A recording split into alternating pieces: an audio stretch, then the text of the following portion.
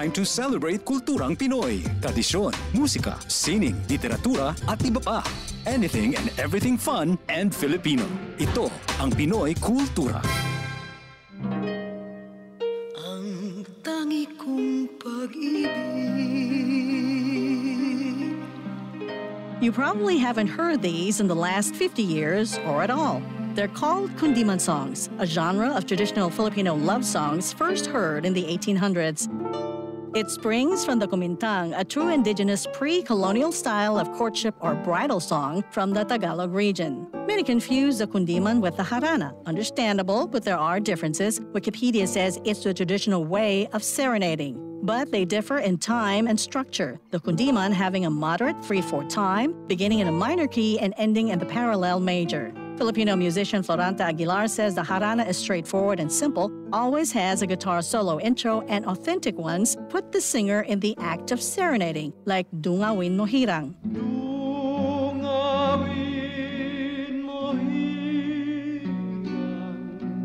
He says a notable difference, it's fatalistic lyrics. Kaawa-awang tao or sitwasyon where the lyrics portray one's choices or actions make no difference because everything is left to fate. Sabi niya, kadalasan ang manganganta ng kundiman ay heartbroken or sawi. Mahirap lang at ang tanging alay niya ay ang kanyang walang kamatayang pag-ibig. Is willing to suffer for his love, even die for it. As seen in the lyrics Jose Rizal wrote in his kundiman, ibubuhos namin ang dugot babaha, matubos nga lamang ang sa amang lupa, portraying his intense love for country. From its basic form, Filipino composers such as Francisco Santiago and Nicanor Abelardo put poetry to music and formalized the art song, the Western style of vocal music composition. More than half a century ago, they were popularized by the queens of kundiman, Conching Rosal, Silvia La Torre, and Atang Dalarama. Sikat din sa pag-awit ng kundiman sina Rick Manrique Jr., ang mabuhay singers, and of course, the king of kundiman, Ruben Tagalog.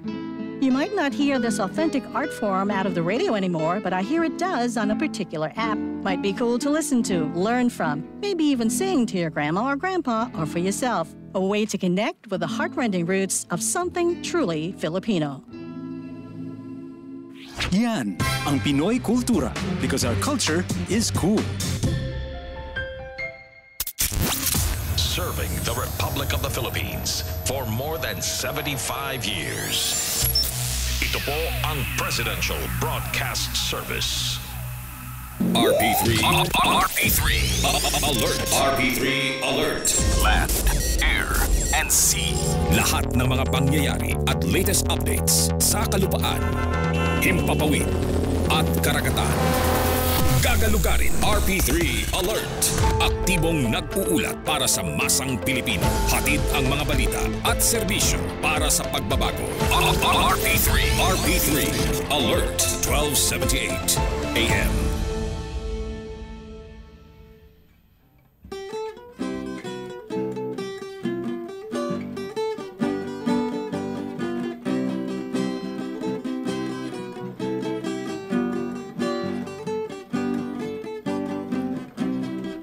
Waray-waray, diri maluban, may dalubi, may dapaopay, itong dagat, damo itisda, nabungtuhan. Mga waray, waray-waray, diri malipay, di makuri, di kasarangkay, nagiinom, kung nagkikita, mas kamingaw, mawala. Lugarhan mga waray-waray, akuha naton ang nadaan. Diri-diriton ang kalipay, lagi na kung good may pista. Mga tao nga waray-waray, basta magkita may daupay. Diridig akon pakiangay, sayod ka mo basta waray. Waray-waray, waray-waray sa niyang di maupay. Waray-waray, may dalubi, may daupay. Waray-waray, kung dagat damo isda, nabungtuhan. Mga waray, waray-waray, waray-waray, perhi malipay. Waray-waray, makuri ikasarangkay. Waray-waray, iinom kung nagkikita, mas kamingaw, mawara.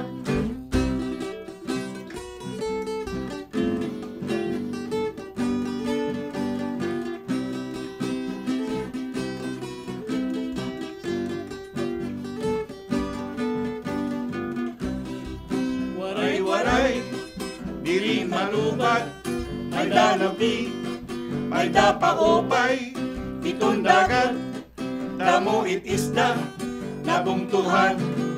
Mga waray, waray-waray, pirmi malipay, di makuri, ikasarangkay, nagiinom, kung nagkikita, bas kamingaw, mawara. Lugaran mga waray-waray, nakuha naton ang kadaan, piripiriton ang kalipay, naginakong may pista, mga tao nga waray-waray, basta magkita may daupay, tiritik akon pakiangay, sayod ka mo basta waray. Waray-waray, Waray-waray, sadyang di maupay. waray-waray, Dalubi may dapaopay. waray-waray, Itong dagat damo isda, nabungtuhan, mga waray, waray-waray, waray-waray, permi malipay. waray-waray, Sarangkay, waray-waray, nagiinom kung nagkikita. waray-waray, mawara. Oh, bati ka na, Nick. Mga waray iton. Ngayong gabi sa iyong tanan, mga kababayan ko. Nandito po tayo sa Maynila. Eddie, bati ka. Magandang gabi po sa inyong lahat. Yan, tuwing dito naman kami. Sabado. Kinig po Cecil. kayo. Magandang gabi po sa lahat. Samahan niyo po kami muli ngayong araw na ito. Oh, yeah, mga taga Cruz na Ligas, mga taga Barangay Kaunlaran sa Quezon City. Yan ang mga baluarte ni Si Cecil. Norma Lapo sa Cruz na Ligas. Oh, nandun pa rin kaya? Oo, baka nakikinig si Norma. Oh, Norma si Lapos. Norma Lapos. Oo. May Pwede mga siya kabarkada pumunta akong rito. Lapos dati. Eto, nagpapabati si Baby My Love, yung misis ko. Si Senin Nibungko, si Celi Santiago, Ningning Matabang, Norma San Miguel. Nako, lakwachera kayo ha. Mga taga Nabota, si Matilde Escuadro, Asonbo Bersamine, tama ba? Si Tachua Bioli Yap. Ate Bioli, magandang gabi. Josie Katindig, si Raj Rambatla at si Violeta Rahendra, si Hani Liwanag, nako, mga taga-Ponggal, at si Walter Sunyo at si Juni Tatsumi. Ang susunod na awit ay si Cecil Santos, Aling Kutsero.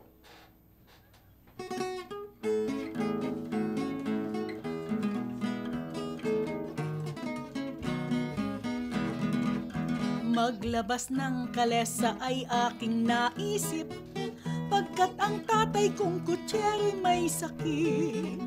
Kaya ngayon ako ang nagpapakasakit. Salamat sa aming kabayong kay Bait. Aling kutsero ang tawag nila sa akin. Hamakin man ako'y hindi ko rin pansin. Kahit kutsero kung mabuti ang gawain, ito'y kapuri-puring hanap buhay din. May mga magnobyong sumasakay, lalo na't kung may ulan.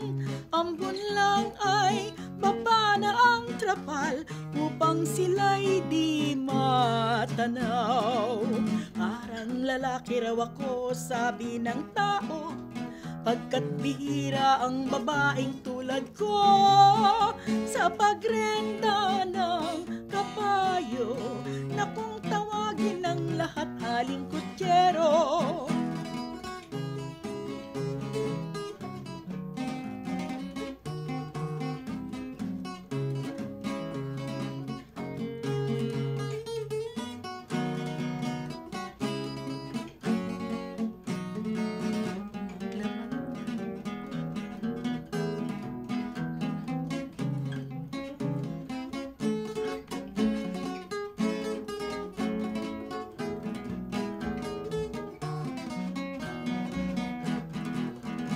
Paglabas ng kalesa ay aking naisip, pagkat ang tatay kong kutyero'y may sakit. Kaya ngayon ako ang nagpapakasakit. Salamat sa aming kabayong kay Bait. Aling kutsero ang tawag nila sa akin. Hamakin man ako'y hindi ko rin pansin. Kahit kutsero kung mabuti ang gawain, ito'y kapuri-puring hanap buhay din. May mga magnobyong sumasakay, lalo na't kung may ulan. Ambon lang ay baba na ang trapal upang sila'y di matanaw. Parang lalaki raw ako, sabi ng tao, pagkat bihira ang babaeng tulad ko. Sa pagrenda ng kabayo, na kung tawagin ng lahat aling kutsero. Sa pagrenda ng kabayo, na kung tawagin ng lahat aling kutsero. Ayan, si Cecil Santos, Aling Kutsero. Sil, yung mga kababayan mo. Binabati ko po lahat ng mga aking mga kaibigan dyan, lalo na sa Cruz Naligas, sa Barangay Kaunlaran. At yun no, nakikinig ka, alam ko. Sweetheart, nakikinig ka, alam ko. Diyan ka lang. Sundan nyo kami sa YouTube channel, Tony Suvega. Yun. Si Kuya Eddie Suarez, Panalangin Ko.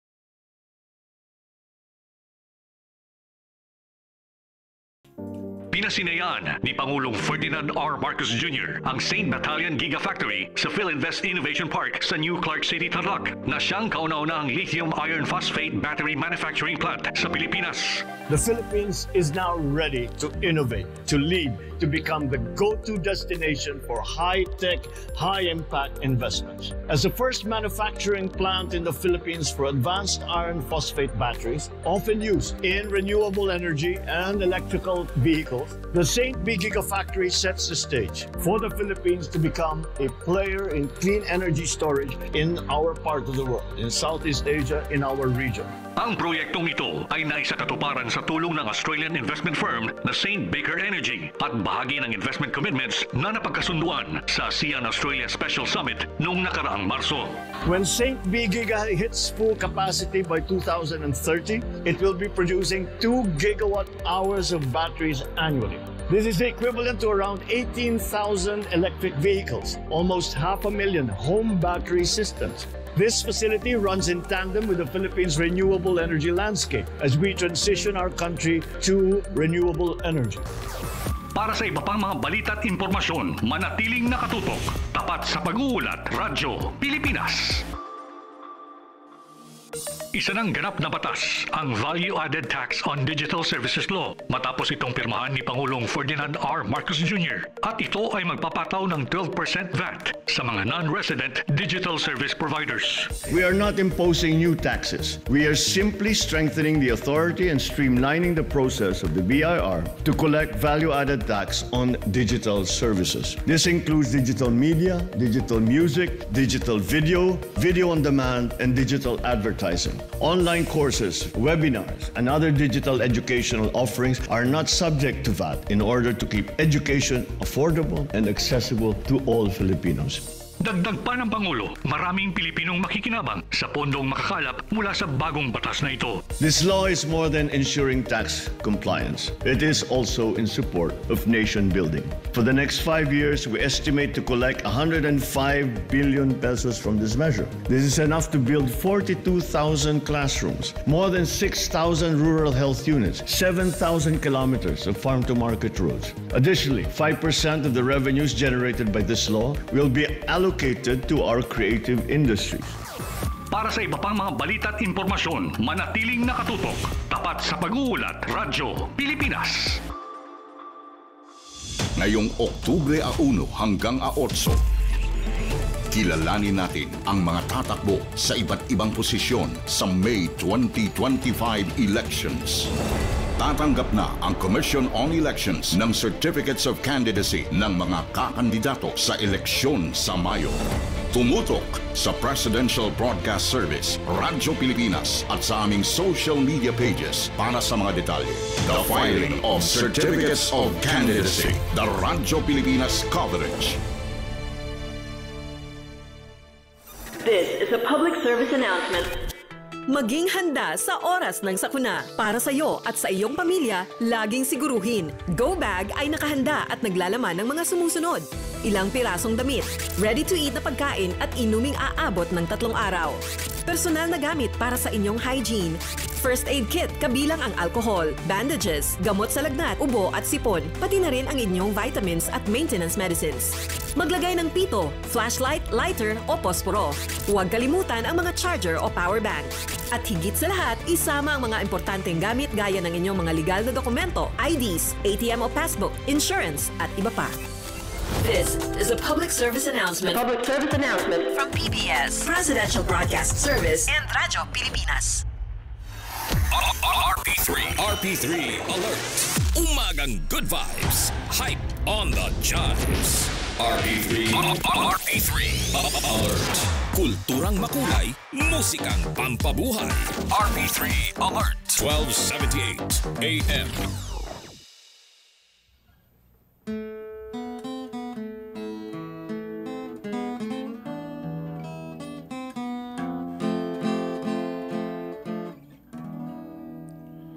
Ang buhay kong ito ay sagana sa kahirapan.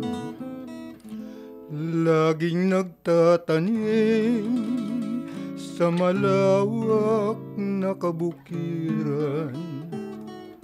Salamat sa isang mutya na lagi kong natatanaw. Siya'y dalagang bukid, babaeng uliran. Ang pag-ibig kong sadyang wagas sa puso ay naalala kong baka masipayo. Kung tunay palang wagas ang pagsuyo, ay hindi masabi sa kapwa puso. Kung nalulungkot ang sarili ko'y di ko napansin, at nalilibang sa gitna ng bukid kong nagtatanim. Ngunit isang araw ay aking nakita, nang mutya kong maganda'y biglang umiyak. Nang makita ko ang perlas na luhang pumapatak, ay tinipon ko sa aking makakapal na palad. Puso ko'y sumaya pagkat kaya pala nanangis, ay dahil sa ako ang kanyang iniibig.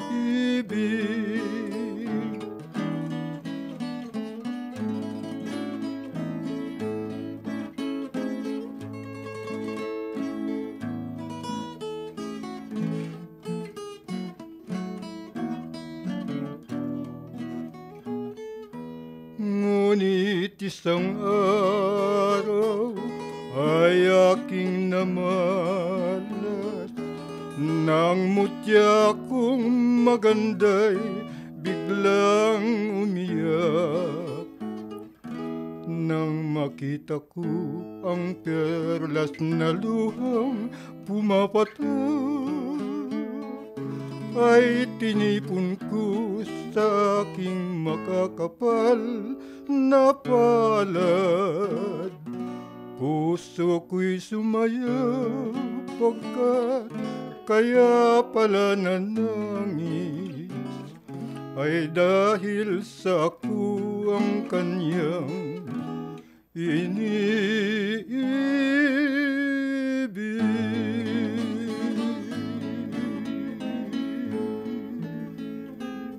Yan, sinikurong babaeng uliran. Kanino mo si dinedicate yan? Dedicate yun sa mga kapitbahay ko, pamilya Isoga. Dyan sa Agham. Sa Agham sa Quezon City. Bagong Pag-asa. Bagong Pag-asa. Ang susunod naman na awit ay ako na. Mawala mang lahat.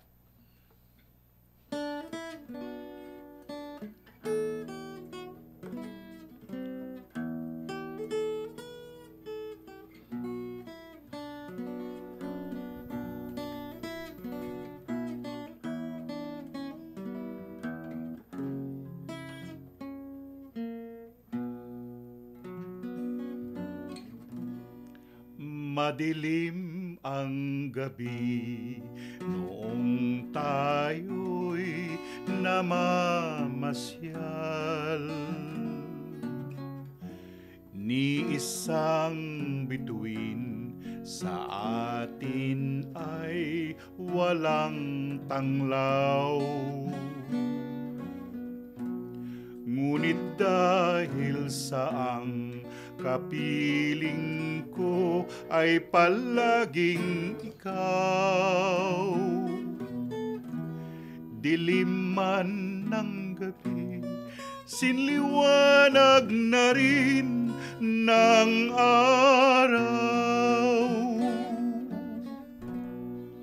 mawala mang lahat, sinta ang langit at lupa. Mawala mang lahat, ang buwan bituin mga tala. Mawala man ang araw ay hindi ko rin daramdamin. Huwag lamang mawala ang pagmamahal mo sa akin.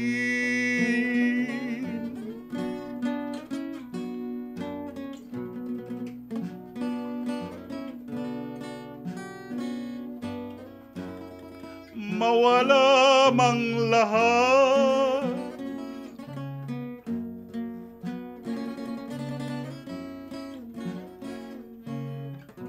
ang mga bituin, mawala man ang araw ay hindi ko rin daramdamin.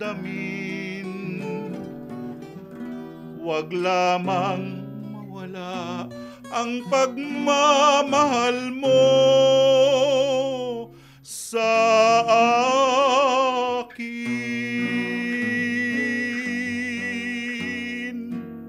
Muntik na, kuya. Tumutulo na yung luha ko. Lolo Jose, kuya.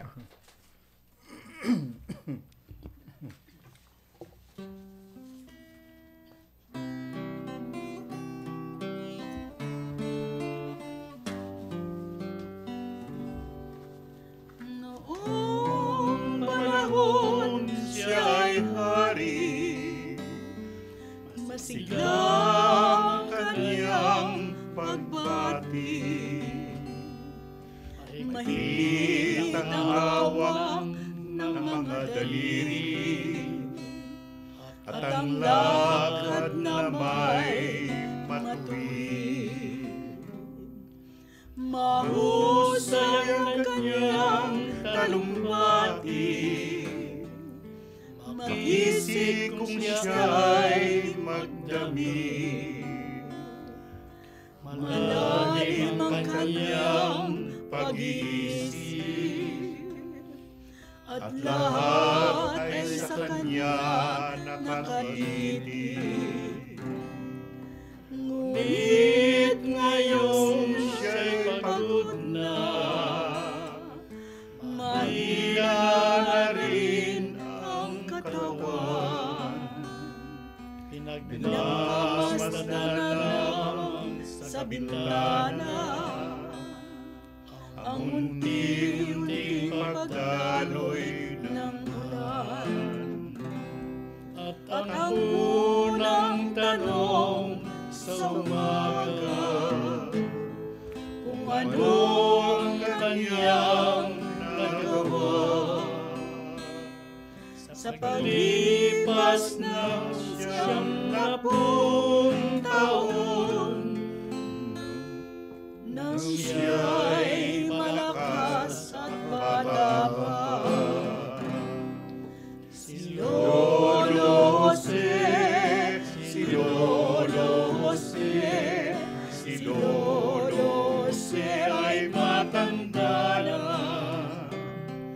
Ngunit mahal ko pa si Lolo Jose, kahit siya ngayon ay laos na. Sa piling ng mga alaala, lagi na lamang nag-isa. Kahit sulang walang asahan, sa anak di man siya mapagbigyan. At ang unang tanong sa umaga, kung mayroon pa siyang mag-iisa na, naniwala lang sa nalalabing buhay,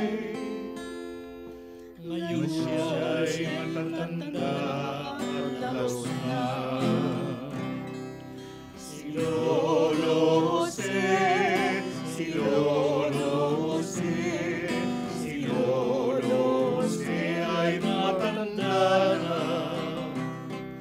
Ngunit mahal ko pa si Lolo Jose, kahit siya ngayon ay lahos na.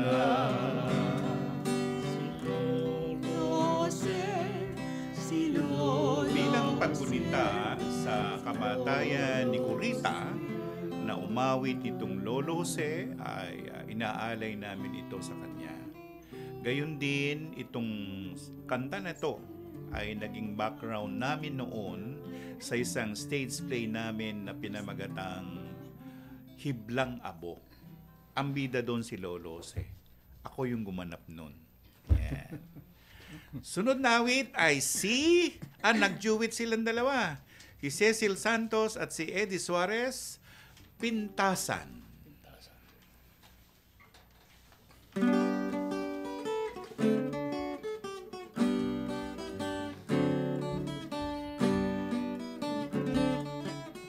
Ang sarap ng ulam natin ay baliwala. Bakit naman?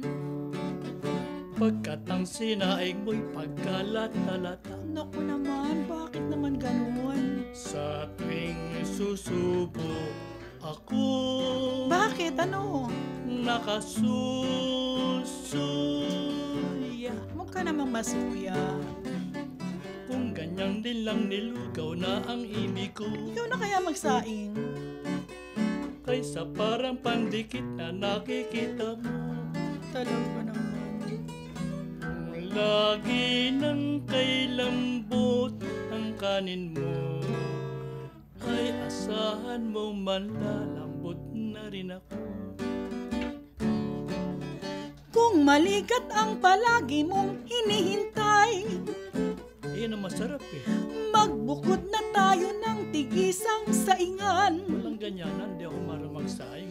Nang hindi laging kita ay nag-aaway.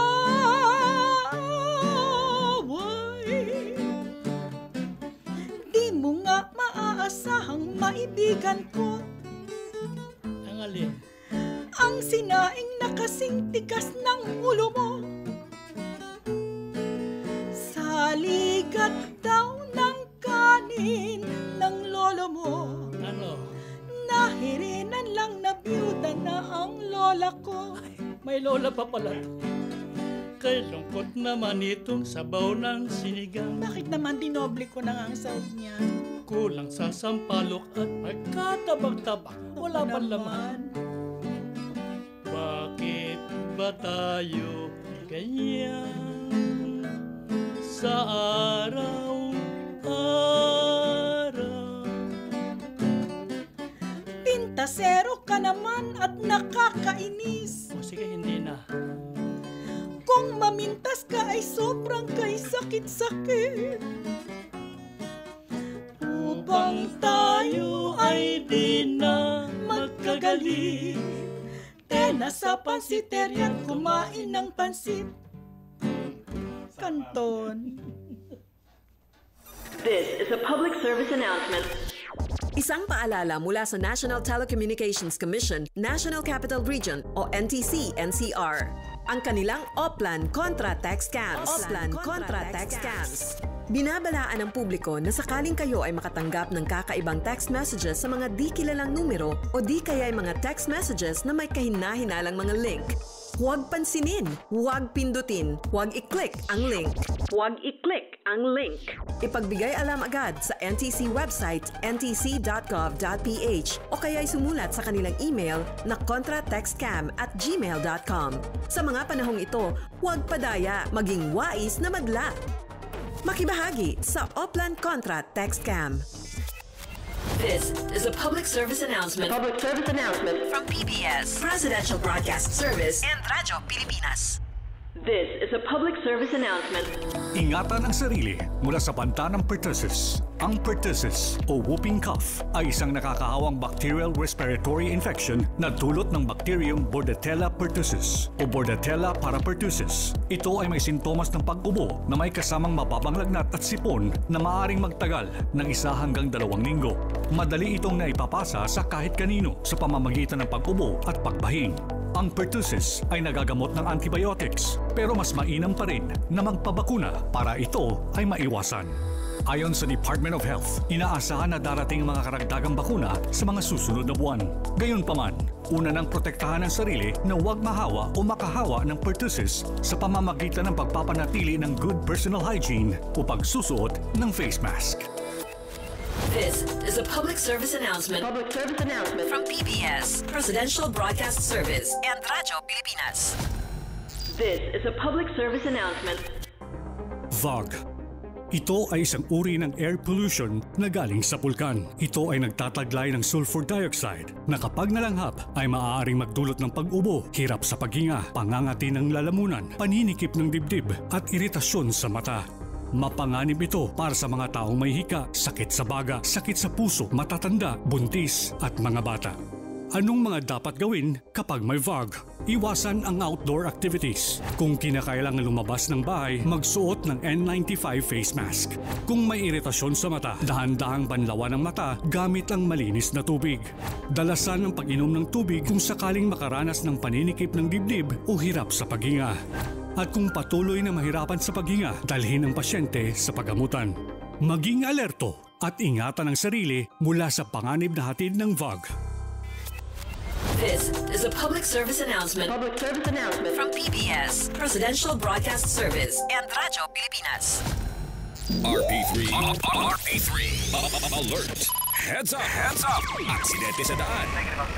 Weather update. Aktibo sa pagbibigay abiso publiko. RP3 Alert. 12:78 AM. Lagi kitang naaalala ni Cecil Santos.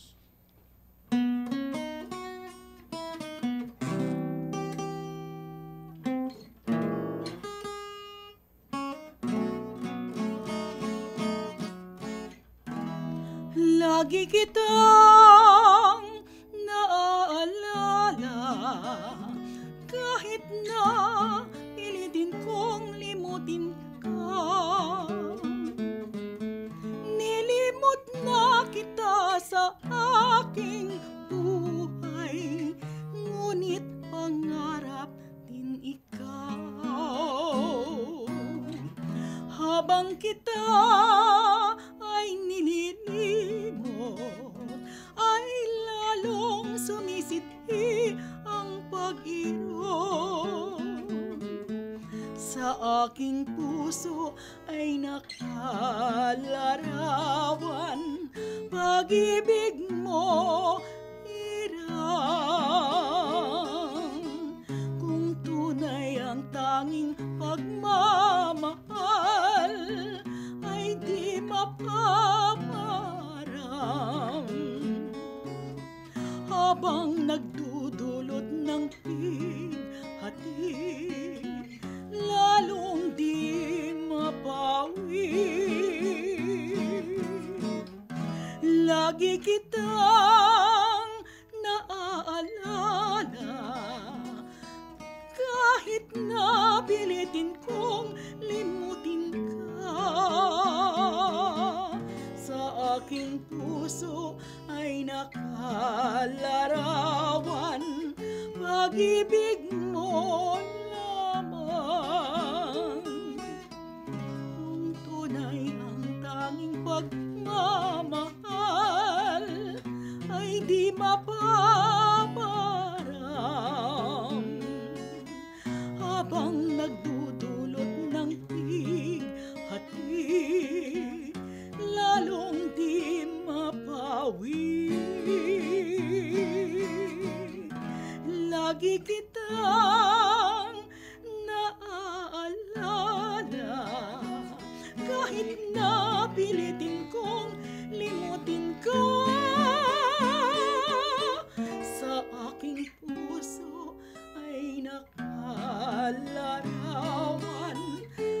pag-ibig mo lamang. Pag-ibig ko'y laging ikaw. Yan, si Cecil Santos, lagi kitang naaalala. Si Eddie Suarez, mahal na mahal.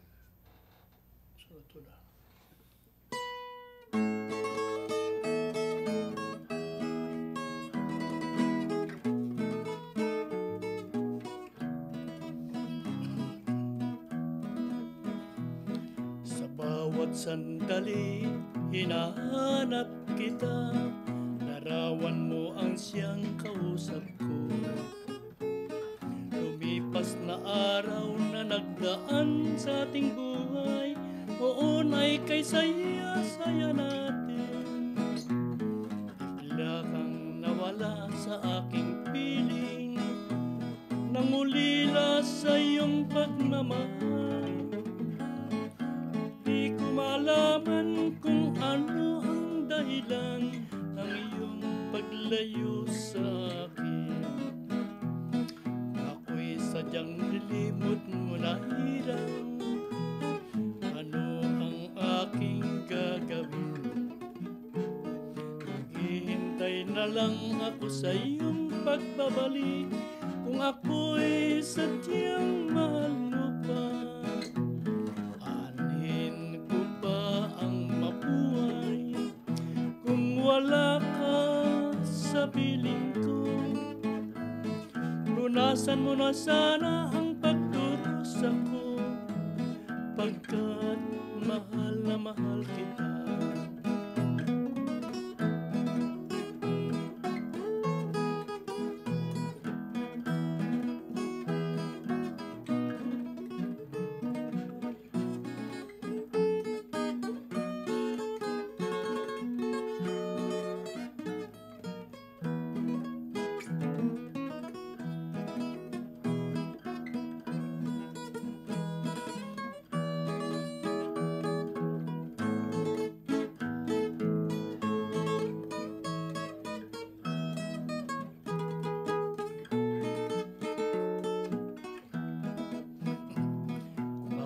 Sadyang nilimot mo na hirang. Ano ang aking gagawin? Maghihintay na lang ako sa iyong pagbabalik, kung ako'y sadyang mahal mo pa. Anin ko pa ang mabuhay kung wala ka sa piling ko. Lunasan mo na sana ang pagdurusa ko, pagkat mahal na mahal kita. Lunasan mo na sana ang pagdurusa ko, pagkat mahal na mahal kita.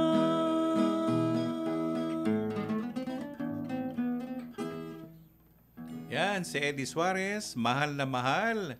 Susunod naman si Nico Rong, Maliwanag na Buwan.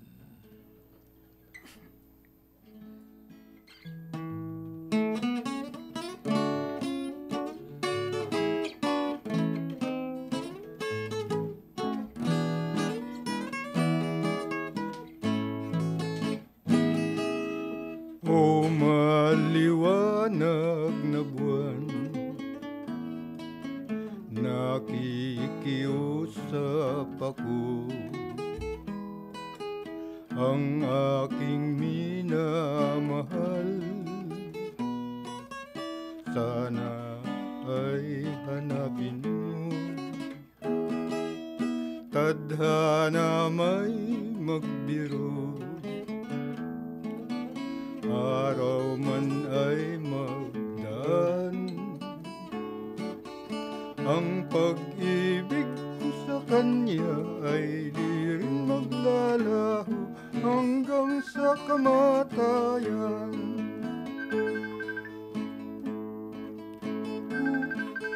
Buwan sa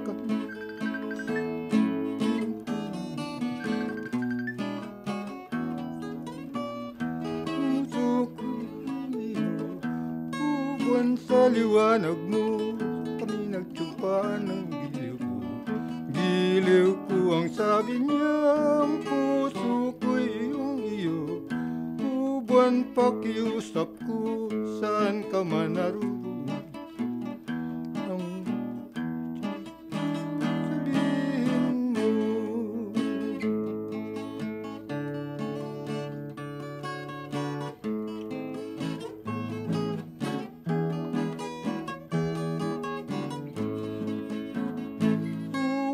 Sa liwanag mo.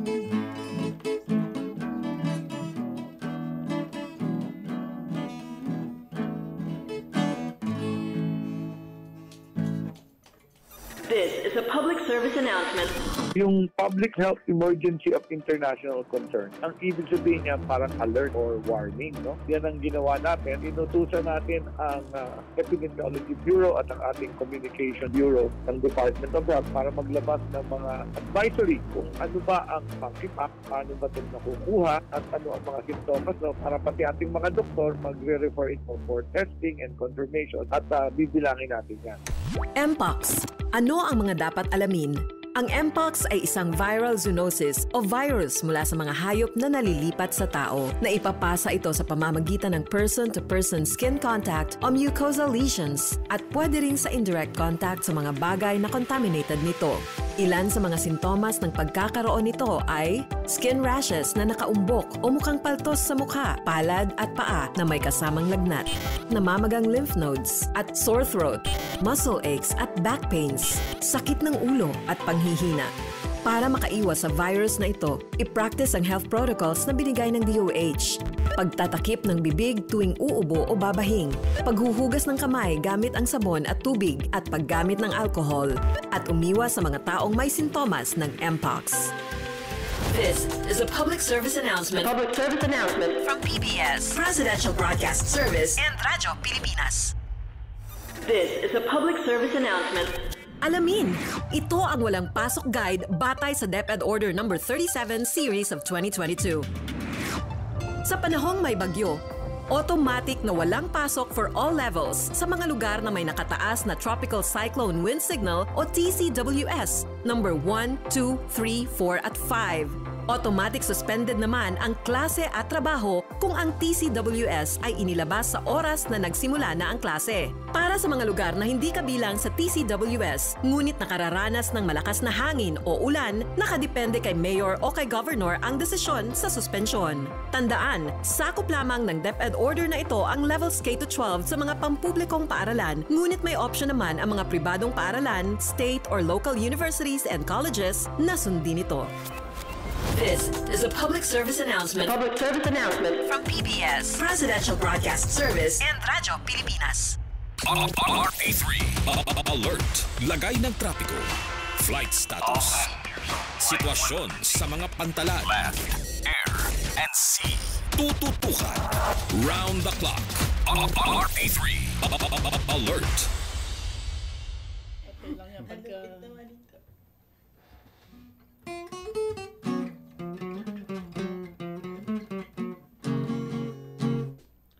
Labandera ko, tunay ka kung gumiliw. Ang batya't palo-palo, ang siyang laging kapiling. Kung naglalaba sa pagsimoy ng hangin, sa tabi ng batisan, awit mo'y napapansin. Maging anuman ang hirap sa buhay, ay ligaya rin kung dulot mo hirang. Sa agos nitong tubig na malinaw, ang sugat ng puso'y aking hugasan.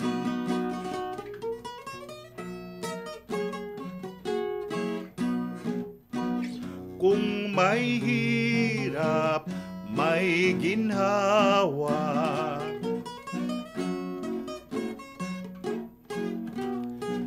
sa gawain dyan ka liligaya.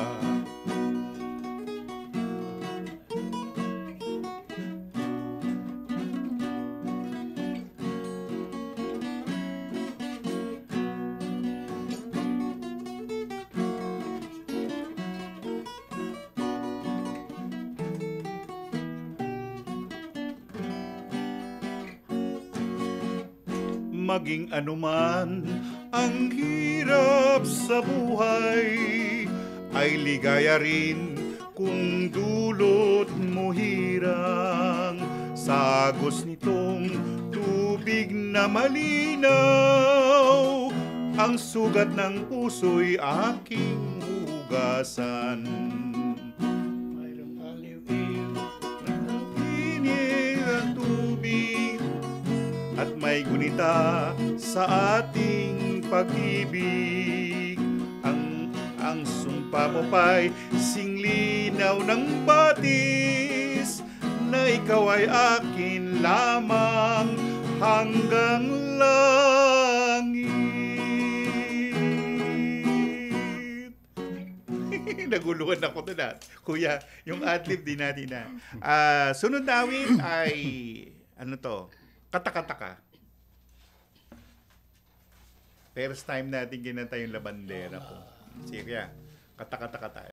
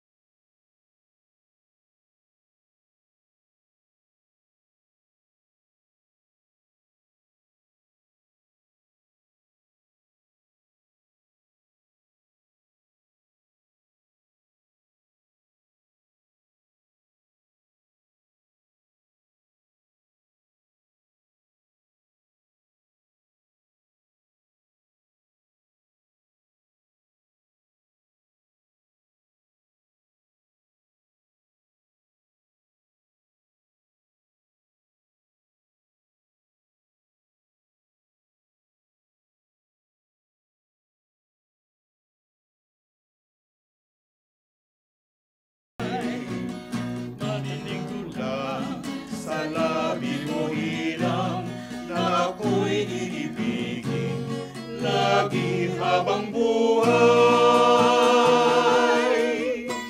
Yan ang katakataka, kuya. Dito na tayo sa oras na. Si Kurita uli.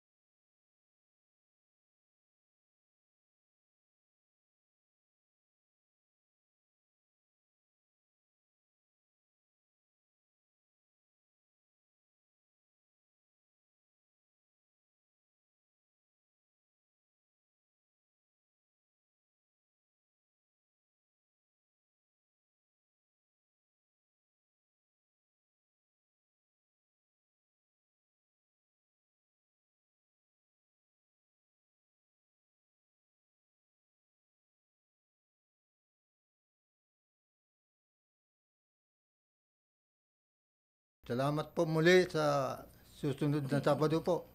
Maraming salamat po sa lahat ng sumusubaybay po. Salamat Okay, po. si Kuya Eddie. Sa Sabado puli. Cecil Santos. Maraming pong salamat. Maraming salamat sa pagsubaybay nyo sa amin. At sa susunod na Sabado, iba na naman ang tema natin. Hindi ko na pakakantay si Nick. Paalam po, kundiman at iba pa. Time to celebrate kulturang Pinoy. Tradisyon, musika, sining, literatura at iba pa. Anything and everything fun and Filipino. Ito ang Pinoy Kultura. Ang tangi kong pag-ibig. You probably haven't heard these in the last 50 years or at all. They're called kundiman songs, a genre of traditional Filipino love songs first heard in the 1800s. It springs from the kumintang, a true indigenous pre-colonial style of courtship or bridal song from the Tagalog region. Many confuse the kundiman with the harana. Understandable, but there are differences. Wikipedia says it's the traditional way of serenading, but they differ in time and structure. The kundiman having a moderate 3/4 time, beginning in a minor key and ending in the parallel major. Filipino musician Floranta Aguilar says the harana is straightforward and simple, always has a guitar solo intro, and authentic ones put the singer in the act of serenading, like Dungawin Mo Hirang.